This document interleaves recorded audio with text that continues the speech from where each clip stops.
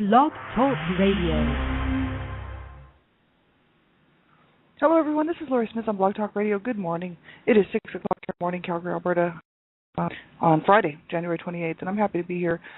This is One Child to Be Survived to Another, and we're on for 30 minutes. It's a live internet streaming radio broadcast from blogtalkradio.com. And the I did pop the link in there to the article from healthyplace.com regarding child physical abuse and how it impacts children, right?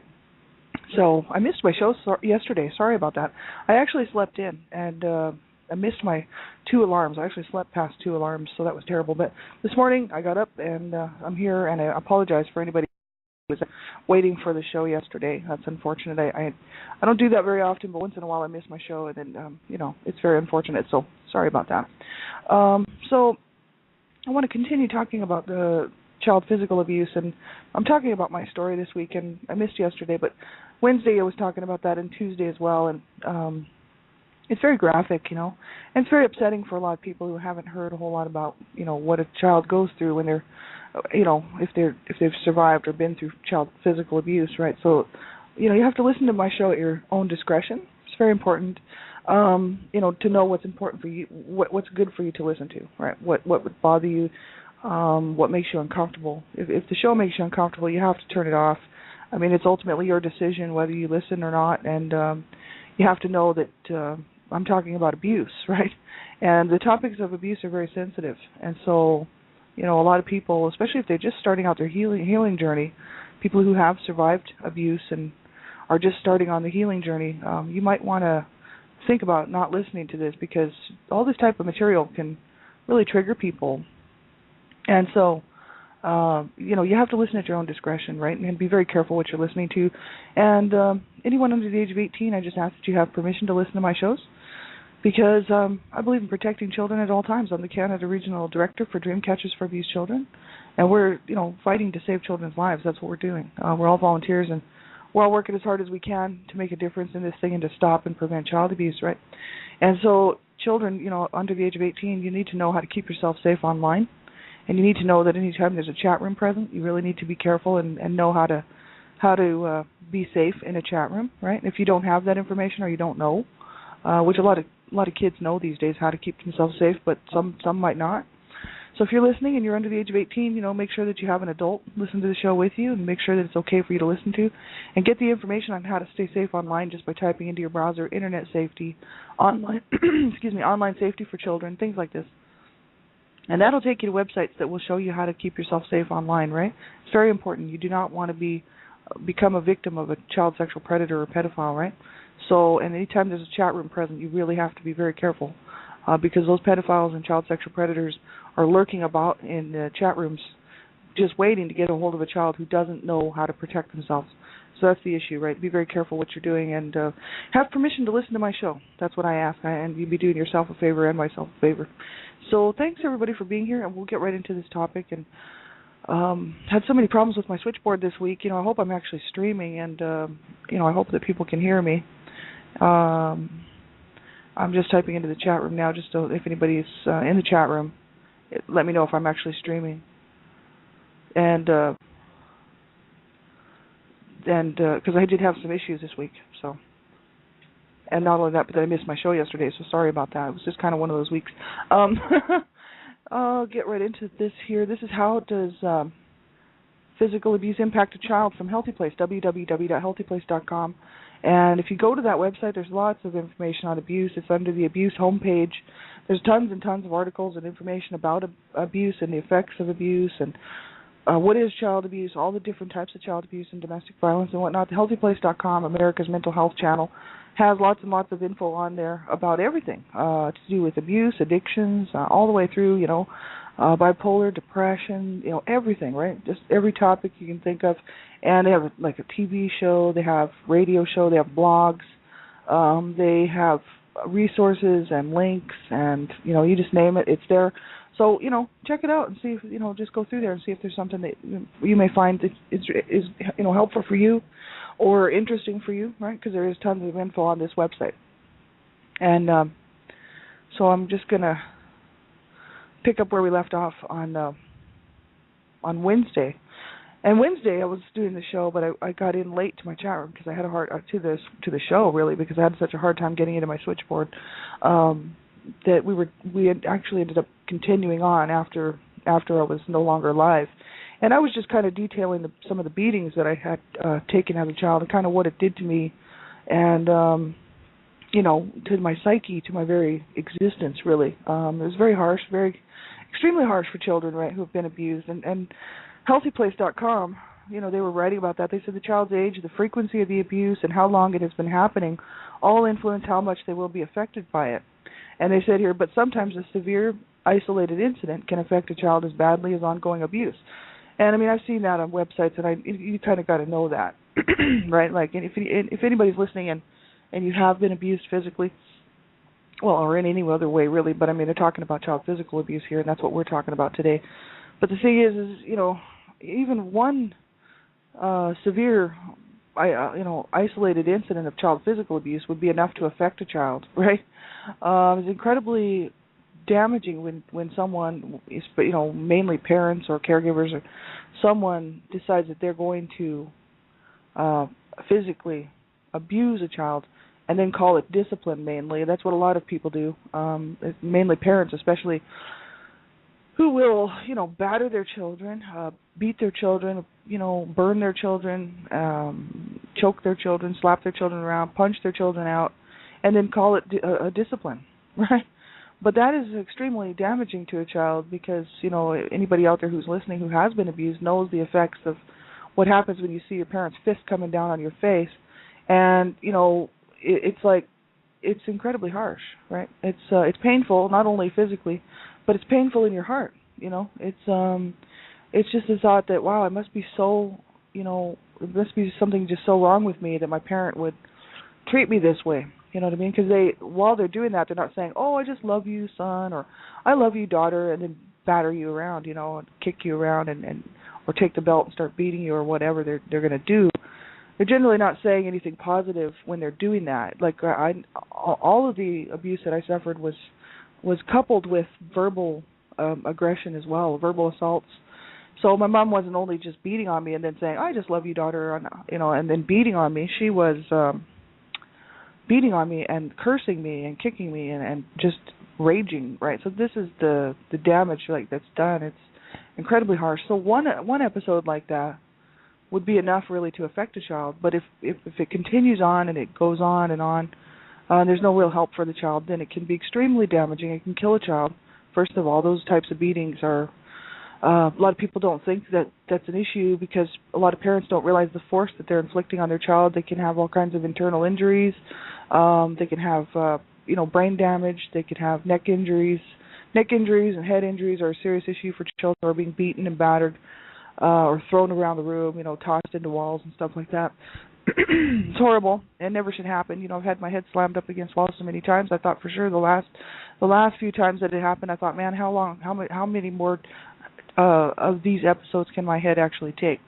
You know what I mean? Because I had concussions before from having my head busted open when my mom had beaten me with that rolling pin, and also when I was a young kid, my mom had surgery. I detailed this in my book. If anybody really wants to really take a look at the main points of my life with my abuser parents and my dysfunctional family and the abuse that we all went through, you're welcome to get a hold of a copy of my book. It's A Life of Death and Redemption, and all the proceeds are going to Dream Catchers for Abused Children to just help stop child abuse. Really, I didn't want the money for that book or the Vita Juvies. I wrote 2 books.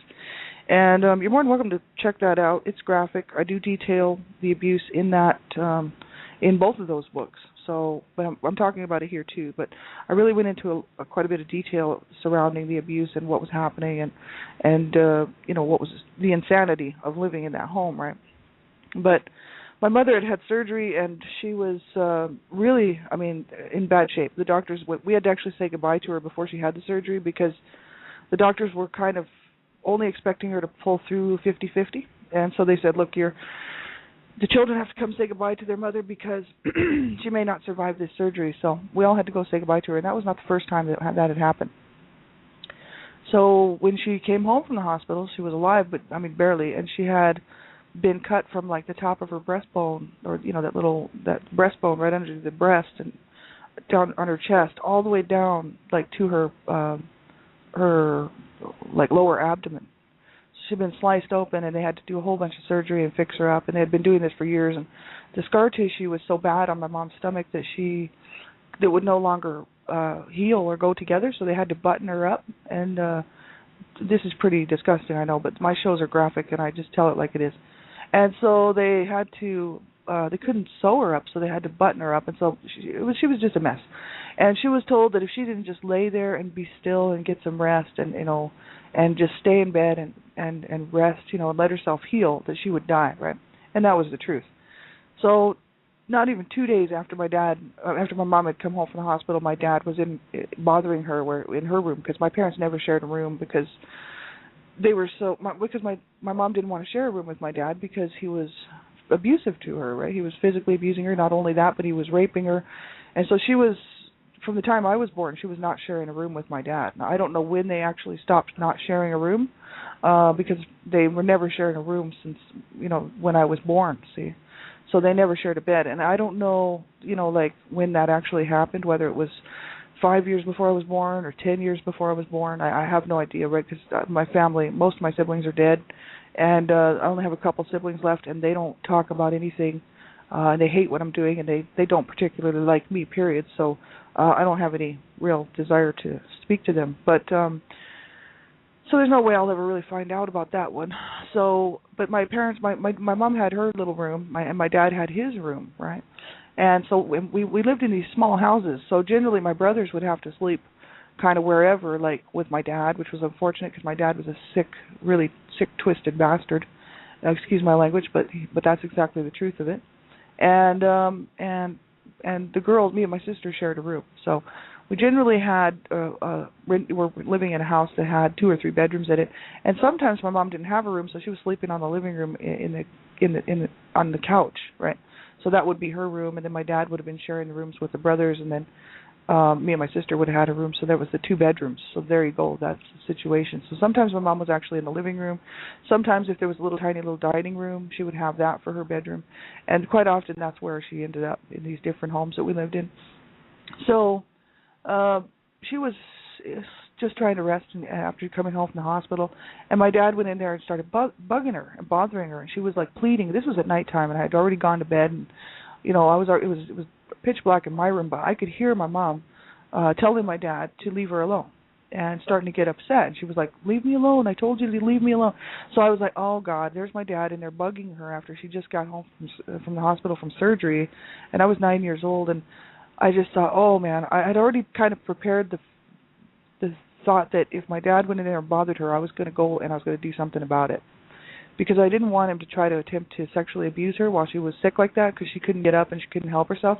And I could just see my dad doing something like that, because my dad was a very sick man, and he raped her in front of me, and he was so I thought he's probably in there trying to sexually use her or do something sexually to her while she can't defend herself, right? Because my dad really didn't care that she was sick. He didn't care that she was injured. He was the cause of most of her injuries, and and so why would he be in there doing something nice to her? See, so my mom was pleading for him to get out, and actually starting to get upset. She was like, "I told you to leave. I told you to leave."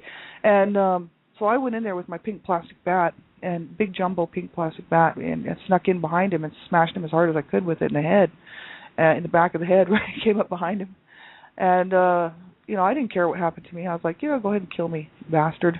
He of course it stunned him and knocked his glasses off, and he got up and took the bat out of my hands, threw it across the room, and then shook me, and then threw me across the room into the wall, and my head hit the wall.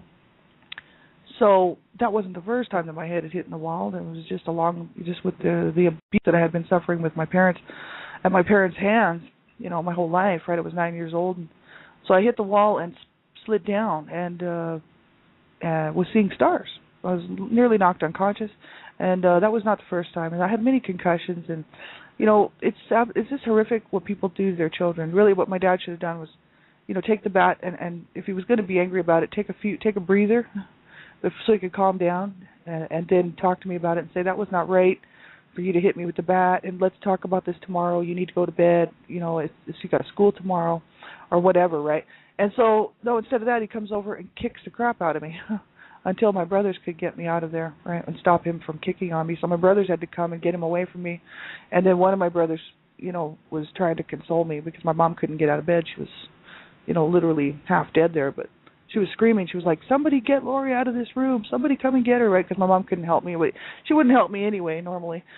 So, but she didn't appreciate that at all, that I would protect her, that I would do what I could to protect my mother from my dad, right? She didn't take that on as a plus or a bonus, like, oh, I love my daughter, she tries to protect me.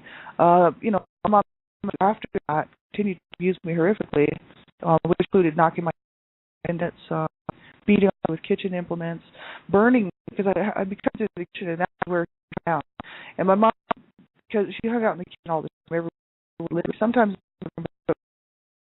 and with her spot, and so you'd be coming there to get a drink of water, or go out to the backyard, because the backyard, the door was out, to the back was out the kitchen, and if I happened to catch her at the wrong time, she had any number, she just laughed at me, hurt me, and it was just for to be.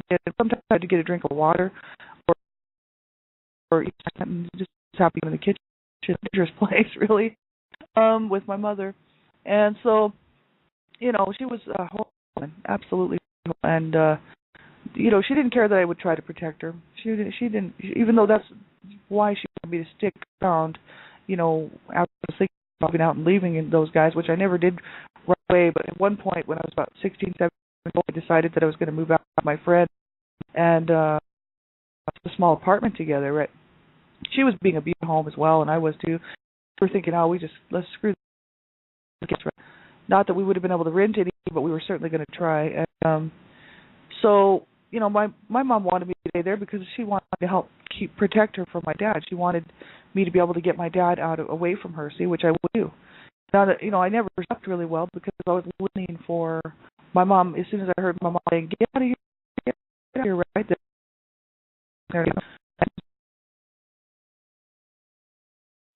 on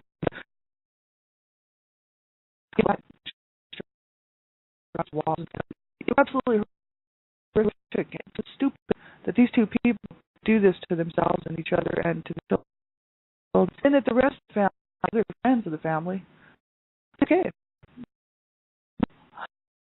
That is a whole section of society that thinks that, and the damage done is the damage done. But sometimes, like on healthyplace.com here, they say the incident affects as badly as ongoing abuse, and that's the truth of it. If you have ever been beaten or severely physically abused,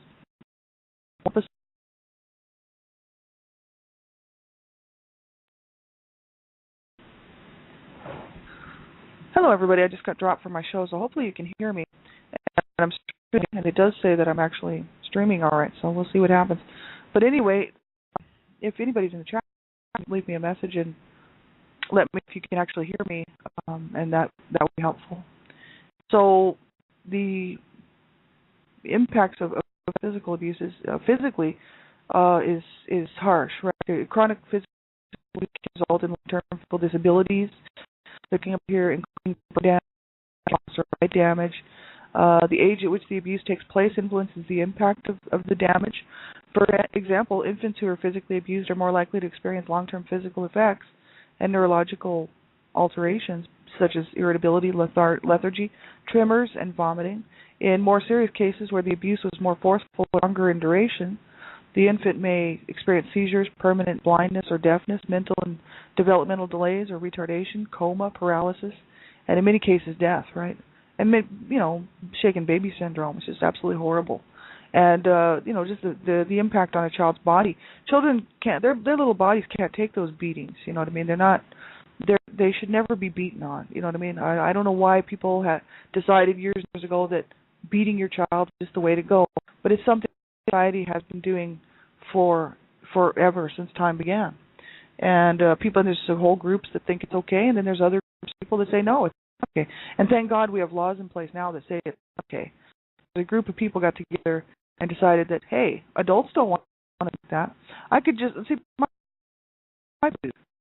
they had justify doing what they did to us because they were you and that is just such a wrong attitude. And the thing is they know how much pain they were in being beaten. They know how much pain they were in being emotionally and psychologically abused as well as physically abused. And how they thought that it was cool to do that to their children, I just don't know. But that's the cycle of abuse, and that's the issue of the cycle of abuse, right? Even people that know better, parents who know better because they were abused, end up abusing their children because they can't, for whatever reason, think of anything else to do because they weren't shown how to properly parent. When you're abused as a child, you're certainly not going to be shown how to properly parent. No abusive parent is properly parenting their parent. I mean, I was talking on the show the other day that, one time I had thrown up on at night. I was choking, and I thought I was just choking, but I had actually thrown up all over my bed because I woke up choking because I was actually choking on my own vomit, which could have actually killed me. Right, because when you're sleeping and you end up throwing up, it went down into my lungs, right? So I was choking and coughing, right, and throwing up on my bed, right? Well, my mom got so pissed off. I actually thought she was going to beat on me because my mom was, whenever she came in the room angry, I usually caught a beating or been, slapped around and just basically backhanded or whatever. And I thought, oh God, she's going to hit me, even though I've been sick here on my bed, right? So she got very angry because I woke her up. She never said, "Are you okay, daughter?" And, here, let me help you get cleaned up and let me help you change your sheets. And no, I had to sleep in my throw-up. She made me sleep in my throw-up. What kind of a mother would do that? You know what I mean? So not only was there the physical abuse, there was the neglect, the emotional damage, the psychological damage. I mean, it's absolutely horrific that a parent would do that to their child, but my mother, that's how she was, right? And then so many people just loved her. Oh, we just love your mom. I'm like, well, you don't have her foot up your ass every other day. You know what I mean? You don't have her bashing your head in all the time, right? That's why you love my mom. All right? So this bothers me today that there's so many people that would sit by and protect my mother, even though they know what she was doing to me. You know what I mean? And they know the systematic abuse that she put on all of her children, not just me. But I was really the main punching bag for my mother because I was the youngest. I was the last born, and I was the most vulnerable, and also I was the most hated because I was born out of rape. So that's the whole issue. So my mom did not want me. I was born out of rape. Here she has this other baby to look after at the age of 38 years old, and she did not want any more children. She was told to not have any more children after my brother, and that was 7 years before I was born. So my dad had been systematically raping her for 7 years, and she had 5 more children, but only 2 of us made it. So 3 were stillborn. So by this time, she just hated my dad, and she hated what he was doing to her, right? And so here she had these kids, more kids on top of all the other kids that she had that she didn't want. And she was stuck, with this little baby, right? So, I mean, here I was needing her, needing attention, needing food, needing diaper change, needing care, nurturing, right? And here's this mother who could not do that for me. She didn't want the children she had already had, which was 6 children before me. And then when I came along, she really didn't want me. So she was just like, oh, man, So, yeah, and she was manic depressive, and she was abused as a child. So she made my life miserable. And there are people that would sit back and think that that's okay, that knew my parents and that would support my parents. So you know what? Shame on them. Shame on them for having that relationship with my parents, knowing what they were doing to their children and not caring about the children. And they go to their graves in that shame, not me. Because the shame doesn't belong to me. The shame belongs to them.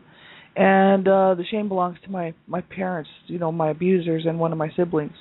That's who the shame belongs to, not myself, right? And so that's why I can do what I'm doing, to speak out against this, because the shame is not mine. It doesn't belong to me. And this was just done to me. I had no choice but to take it, no choice but to put up with it. And I used to stay away. I mean, many times my mom didn't care whether I came home or not, especially when I got older and was a young teenager. She wanted me out of the house anyway. It was quite often, either threatening to kill me or threatening to put me into foster care or threatening to, sometimes she would just throw me out of the house and slam the door and say not come back, right? But I'd always come back because I wanted to be part of that family, and there's the whole issue with that whole emotional, psychological damage that's done, right? I was the only one that was ever thrown out of the house, right? at the age of like 12, 13 years old. And my mom wasn't throwing my brothers out. They were going to prison for all kinds of crimes. They were abusing their family members, like my brother was ripping off from my sister and from everybody. Actually, my brother was a drug addict, so he was stealing from everybody in the home. And, of course, he didn't want my stuff because I didn't have anything, and all I had was a couple of broken-down toys and stuff. But my other sister was working, and she was always saving her money and buying things, and then my brother would take them and steal them and hawk them for drugs or whatever, and pawn them off for drugs and whatnot. And so, and not only that, but he held a knife to my sister's throat one time, and I talked about that the other day on the show. But it's horrific what and nobody was throwing them out of the house, and yet my mother wanted to throw me out. I was just this trash, this throwaway, this kid that didn't matter. You know what I mean? And when I look back, there was hardly no pictures taken of me as a child, except for my school photos. And so that's why I did put my school photos up, on Facebook and on a couple different places, because those are really the only children's child pictures I have. Because my parents weren't standing around taking pictures of saying, "Oh, smile for the camera." They were like, "Here, smile for this punch in the face." You know what I mean? My parents they were just losers, man. I'm a total loser. And they would never took photos of their children. Any photos were taken by my sister after I was born. My sister, when she was 5 years older than me, so when she was about 13, 14 years old, she got a camera, and I would have been 9 years old, 8, 9 years old. So that's when there's a few photos taken of me from the age of around 9, 10, 11, 12. And there are a few photos actually from that time, and otherwise it was as a young child because my parents never took any pictures, and for school photos, right? So, I thought I was a good kid, and I thought I was a decent kid. I thought I was cute. I actually, when I was really little, liked myself until I realized that there was something wrong with me, because I was feeling different than the other kids in the class, like. I was quite often hiding bruises on my face, or feeling that the kids might know that I'm being abused.